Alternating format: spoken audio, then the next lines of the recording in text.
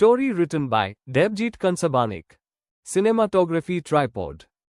Produced by Debjit Kansabanik. Hosted by Debjit Kansabanik. Special guest Rudrajit Ghosh. One phone call changed everything. Hello guys, welcome viewer story পডকাস্টের দ্বিতীয় পর্বে।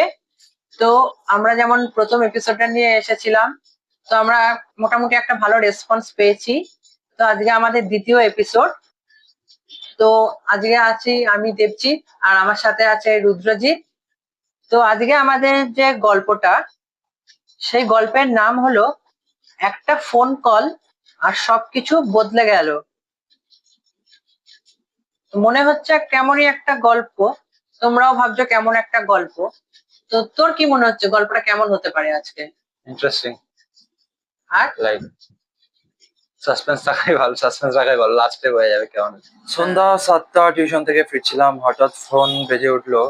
একটা অচেনা number. ধরতে গিয়ে বললো পায়েল দত্তা।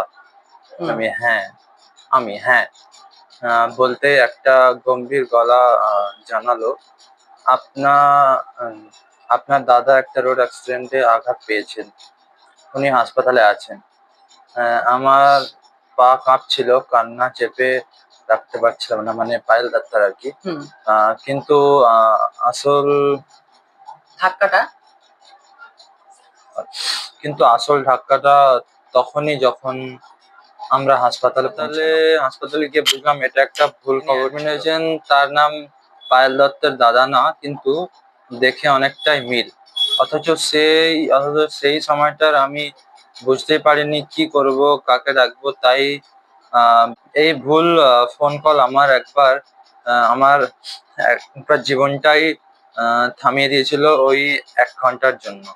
ভুলে আসা একটা ফোন কল আর সেটা কতটা দারুণ মানসিক চাপ তৈরি করতে পারে, সেটা এই গল্প থেকে পরিষ্কার। এই গল্প আমাদের একটা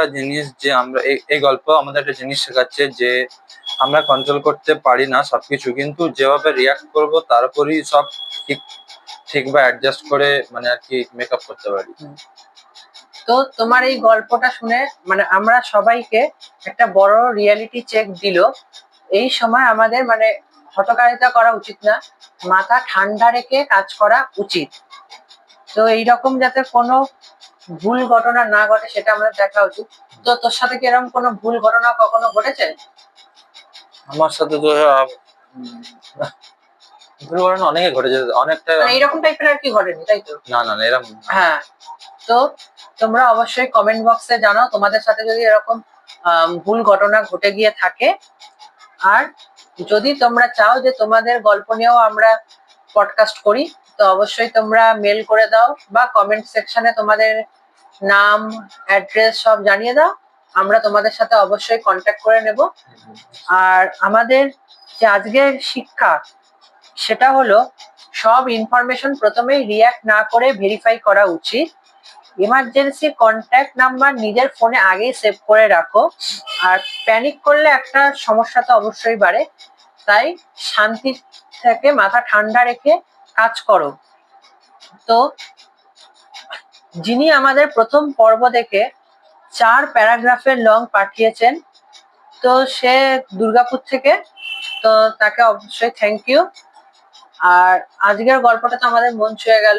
আর ভিডিওটা ভালো লাগলে অবশ্যই লাইক, শেয়ার এন্ড সাবস্ক্রাইব করবে, আর বেল আইকনে প্রেস করতে ভুলবে না। তো পরবর্তী পর্বে আরো এক দর্শকের গল্প আমরা নিয়ে আসছি।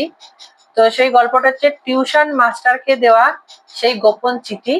তো থাকবো আমি, আর আমার সাথে থাকছে আমার podcast buddy Rudrajit. Thank you.